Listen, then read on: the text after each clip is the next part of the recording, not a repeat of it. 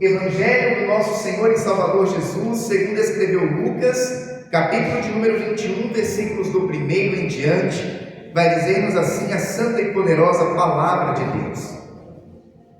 E olhando ele, viu os ricos lançarem as suas ofertas na arca do tesouro, e viu também uma pobre viúva lançar ali 2 pequenas moedas, e disse: em verdade vos digo, que lançou mais do que todos esta pobre viúva, porque todos aqueles deram como ofertas de Deus do que lhes sobejava, mas esta, da sua pobreza, deu todo o sustento que tinha. Aleluia. Somente até o versículo de número 4, e como é nosso costume, eu convido a igreja a repetir após mim o versículo de número 4 que diz: porque todos aqueles deram como ofertas de Deus do que lhes sobejava, mas esta, da sua pobreza, deu todo o sustento que tinha. Aleluia. Somente até aqui. Coloque a Bíblia no teu assento. É momento de falar com Deus.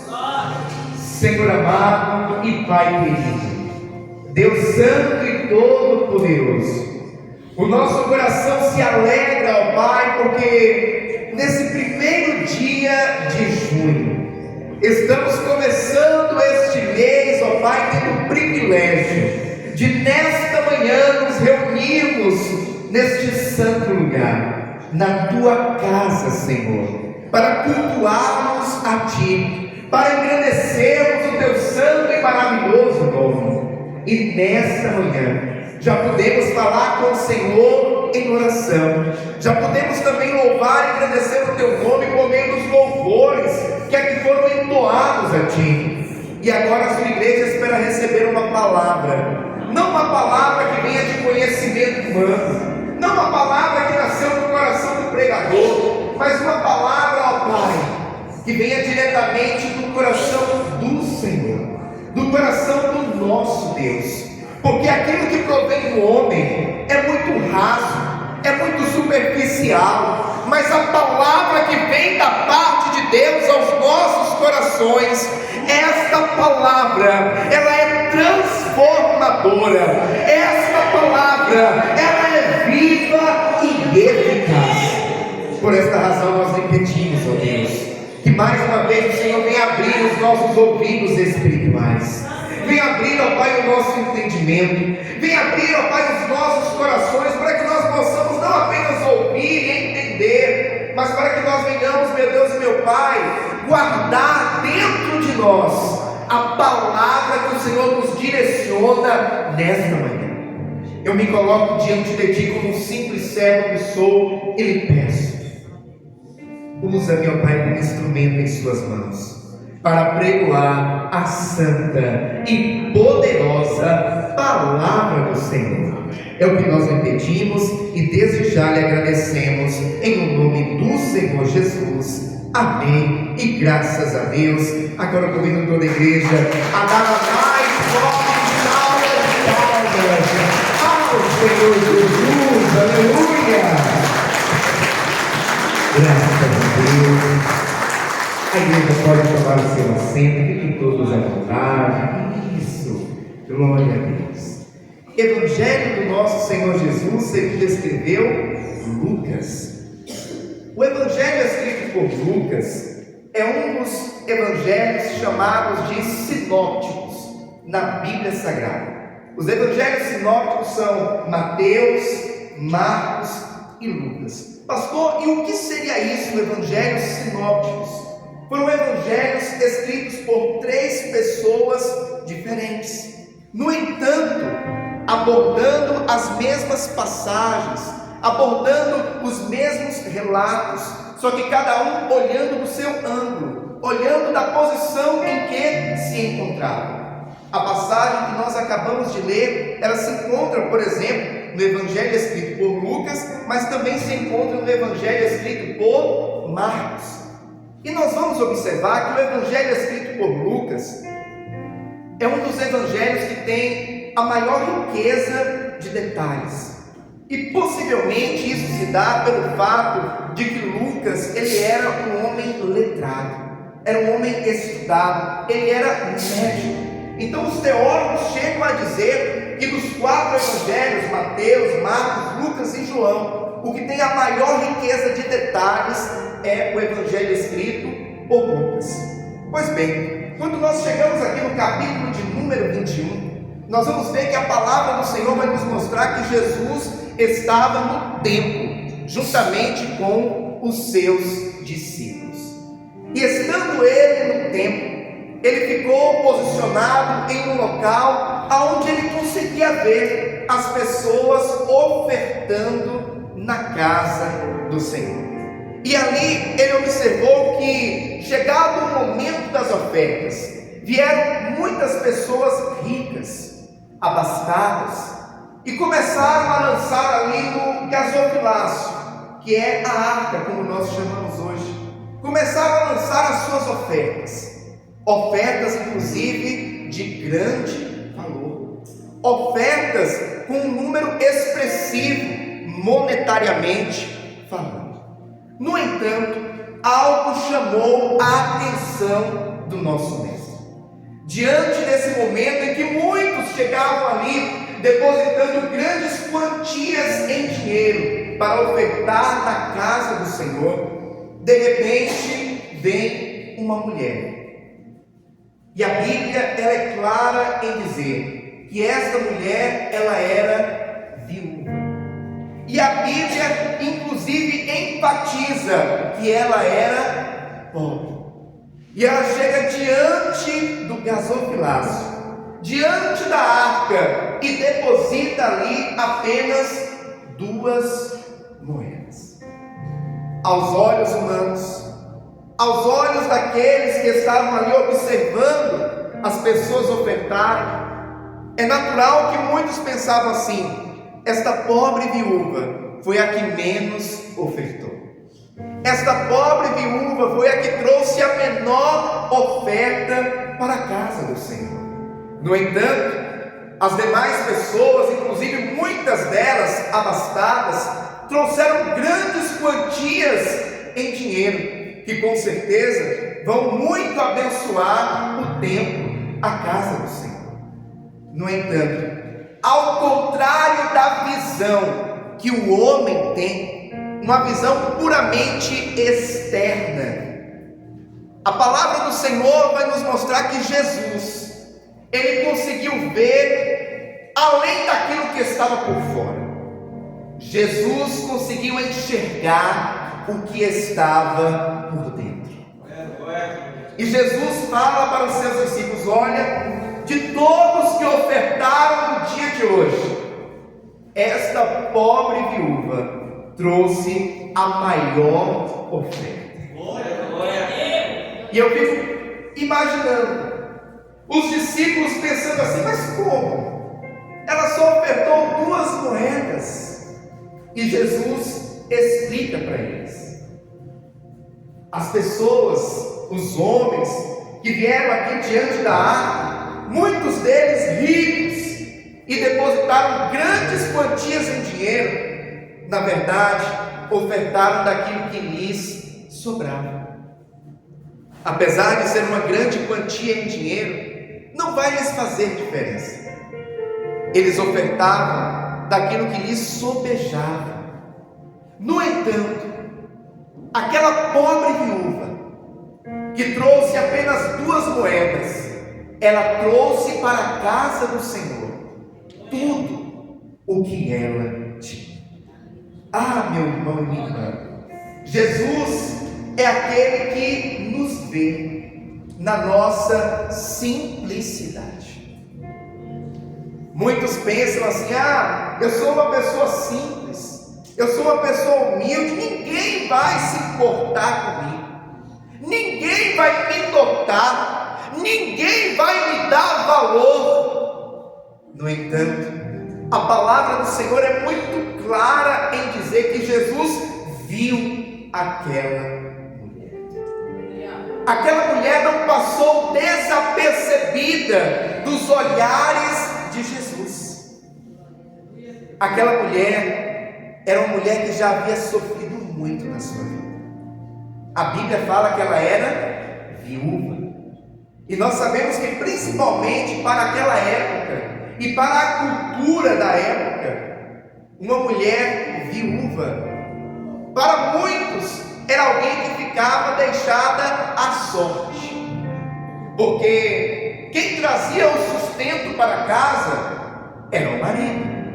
A maioria esmagadora das mulheres não tinha uma fonte de renda. Quem sustentava a família era o marido. Só que aquela mulher era viúva. Havia uma lei determinada pelo Senhor para que as viúvas fossem assistidas. No entanto, infelizmente, essa lei era negligenciada. Apesar de haver uma determinação da parte de Deus para que as viúvas fossem socorridas, na maioria das vezes, essa lei era negligenciada e as viúvas ficavam lançadas à sorte, como alguns chegam a dizer. Então aquela mulher já havia sofrido muito com a perda do seu marido, com as dificuldades que ela havia enfrentado na vida. E a Bíblia é clara em dizer que ela era pobre. Aquela mulher não tinha uma condição financeira como os demais que ali estavam. Aquela mulher não tinha uma condição financeira como aqueles demais que ali depositaram no gasofilácio grandes quantias em dinheiro. Mas apesar de ser uma mulher que havia sofrido muito, apesar de ser pobre, ela fez a maior oferta. O Senhor é aquele, meu irmão e minha irmã, que olha para dentro de mim e de você, e Ele consegue enxergar o que está no nosso coração. Como foi dito aqui, dentro da perspectiva humana, os demais que ofertaram antes daquela viúva deram melhores ofertas, maiores ofertas. No entanto, ao olhar de Jesus, aquela mulher deu o seu tudo, e por esta razão a maior oferta foi ela que deu. A igreja do Senhor, o nosso Deus, Ele olha para você. O nosso Deus, Ele olha para mim e Ele enxerga a sinceridade do nosso coração. O Senhor é aquele que contempla um coração agradecido. O Senhor é aquele que contempla um coração disposto a entregar para o Senhor. E quando eu me refiro a entregar para o Senhor, por favor, não se limite apenas a questões financeiras. A oferta que eu e você lançamos na arca do Senhor. O Senhor é aquele que espera de cada um de nós que nós venhamos ofertar a Ele todos os dias. Pastor, como assim ofertar a Ele todos os dias? Ofertar a Ele o nosso tempo, ofertar a Ele a nossa vida. Principalmente nos dias de hoje, nós temos algo que é um artigo de grande valor, e todos nós temos esse artigo de grande valor. Pastor, então me conte que artigo é esse, pastor? O tempo. Nós temos 24 horas no dia. No entanto, não são poucas as pessoas que falam assim: as 24 horas que eu tenho são poucas diante de tudo que eu tenho que fazer. É o trabalho, é a faculdade, é a família e uma série de outras coisas. Infelizmente, diante de todos os compromissos que nós temos que atender, todas as demandas que nós temos que nos dispor a suprir, o nosso tempo acaba ficando cada vez mais escasso. E se nós não tomarmos cuidado, Deus acaba ficando em segundo plano. Nós sabemos que quando nós vamos planejar o nosso dia, geralmente nós buscamos uma escala de importância para estarmos selecionando aquilo que nós vamos fazer. Para hoje eu tenho isso, aquilo outro. E geralmente nós vamos se colocando numa escala de valor, numa escala de importância, numa escala de prioridade. E nós selecionamos, o meu trabalho, não, isso daqui está no topo, eu não posso faltar ao serviço. Eu tenho também a minha família, também tem que ficar no topo. Eu tenho também que resolver tal demanda na faculdade, tem um trabalho que eu preciso entregar hoje, também tem que estar em cima. Agora as demais coisas, se não der para fazer hoje, eu faço amanhã. Se não der para fazer hoje, eu faço no outro dia. Se não tomarmos cuidado, as coisas de Deus acabam ficando para depois. Hoje eu estou muito corrido, então, hoje eu não vou para a igreja, semana que vem eu vou. Hoje eu estou muito apertado, hoje não vai dar tempo para eu fazer a minha oração antes de sair de casa. Quando eu chegar no serviço eu oro. Hoje eu tenho um trabalho da faculdade para entregar, aquele devocional que eu ia fazer ao Senhor, onde eu ia meditar na palavra, onde eu ia ter um período de oração, isso daí deixa para depois, porque eu preciso entregar o trabalho na faculdade.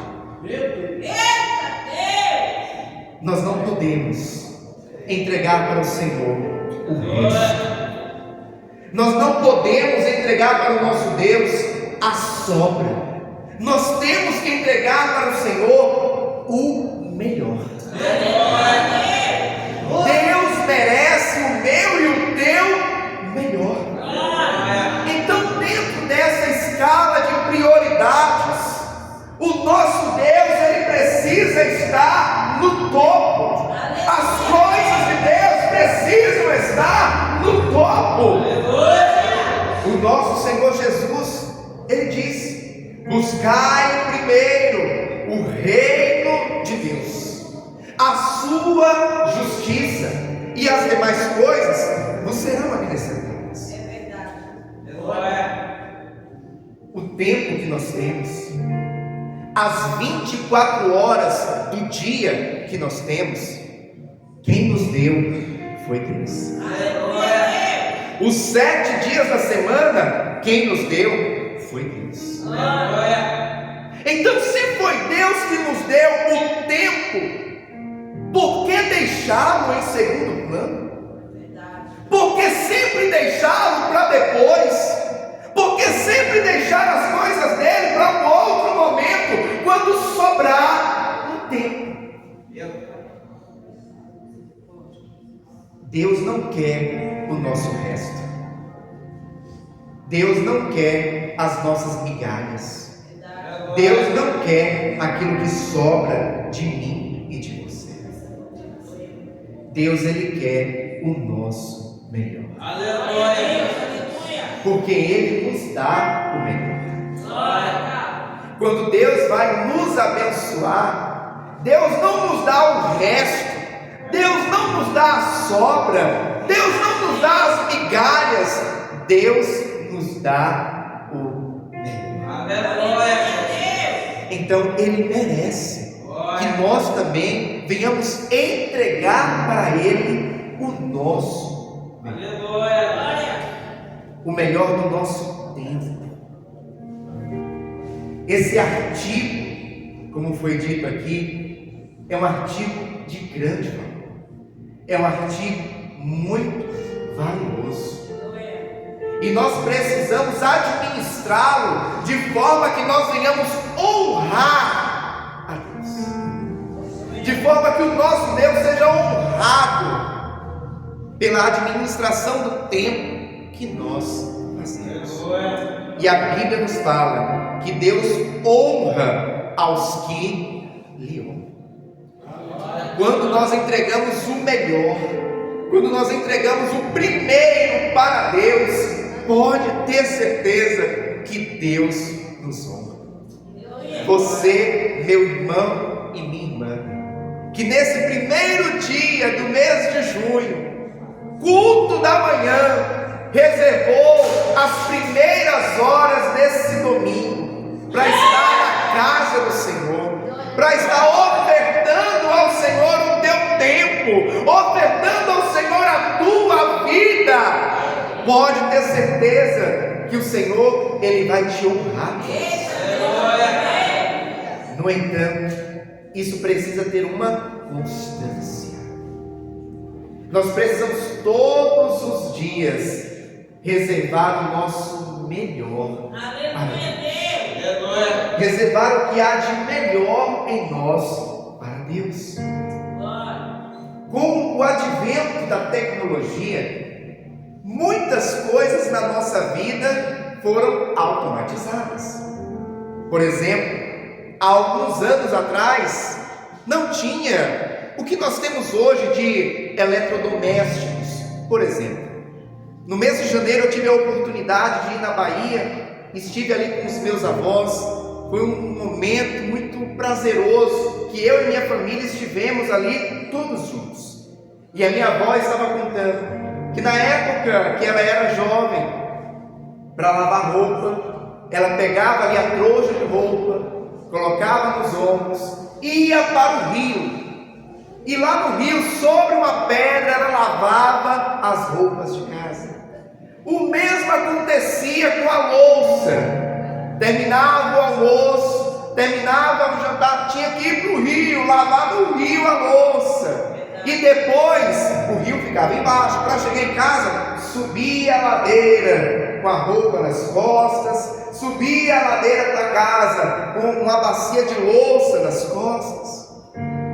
Hoje em dia, as mulheres, e os homens também, porque nós também homens podemos fazer os serviços domésticos e devemos ajudar as nossas esposas. Nós temos hoje uma grande aliada, pastor, o quê? Máquina de lavar.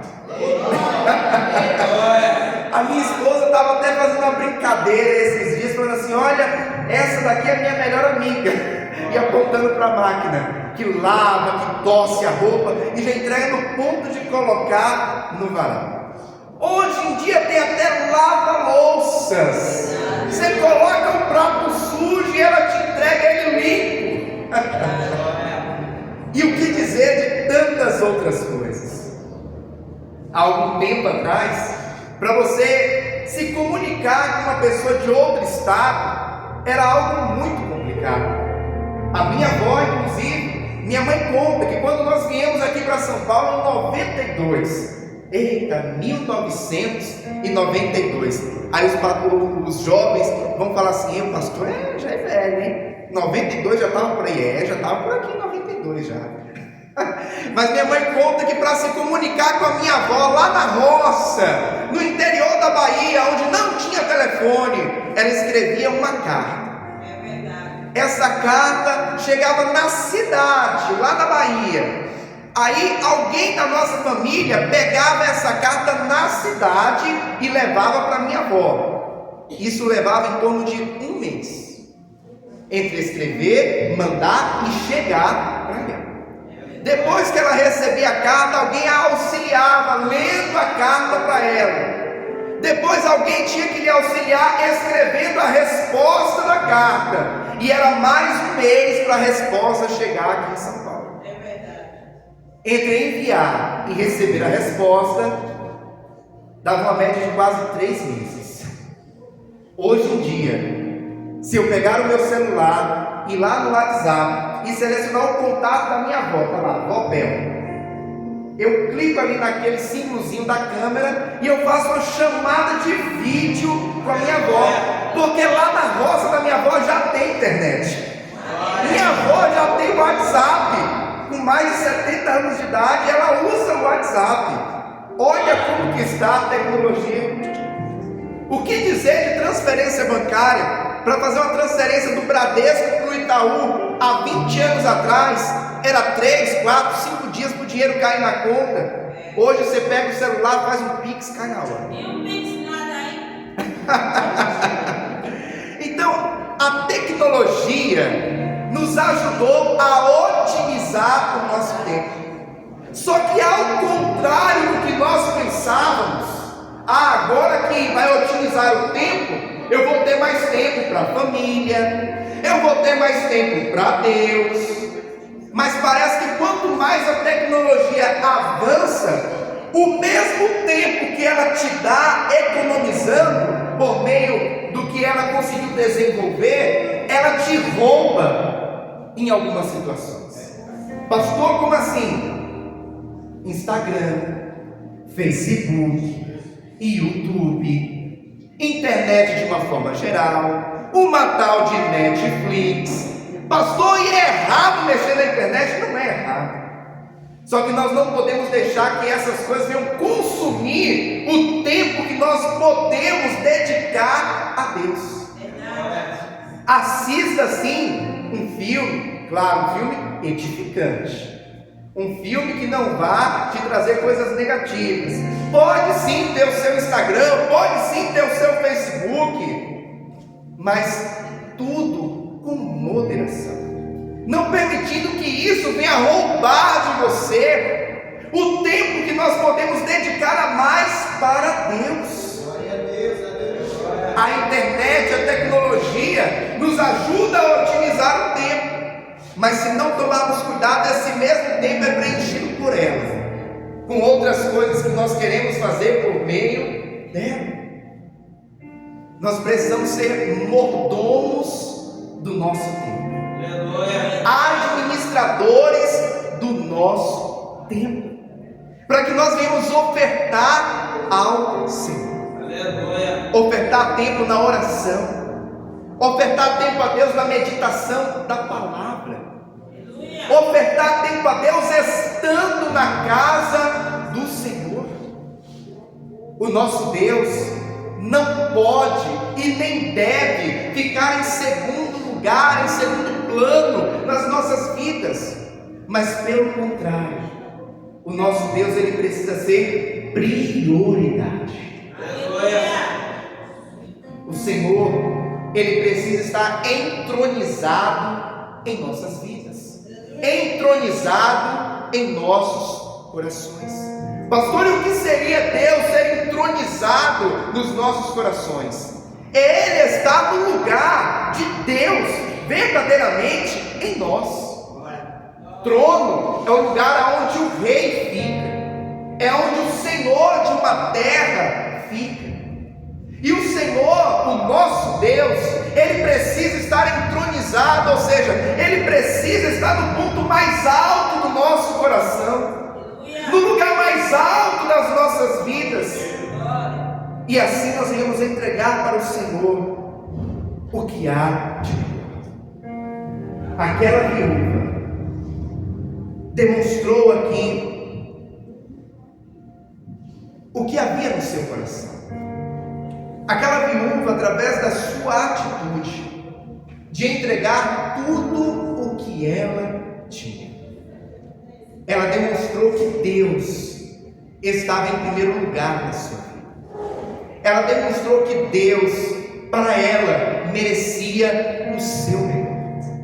Por mais que o melhor que ela tinha para o homem era pouco, era pequeno, era talvez insignificante para alguns, mas para Deus foi a melhor e a maior oferta. Ah, meu irmão e minha irmã, o Senhor nessa manhã traz uma palavra muito clara para mim e para você, que Ele não venha sair do ponto mais alto da nossa vida, que Ele não venha sair das prioridades na nossa vida, que Ele não venha ser colocado em segundo lugar em nossas vidas, e que venhamos sempre ofertar o que há de melhor em nós ao Senhor, em nome de Jesus. Amém, amados? Essa é a palavra do Senhor para o meu e para o teu coração. Vamos aplaudir o Senhor.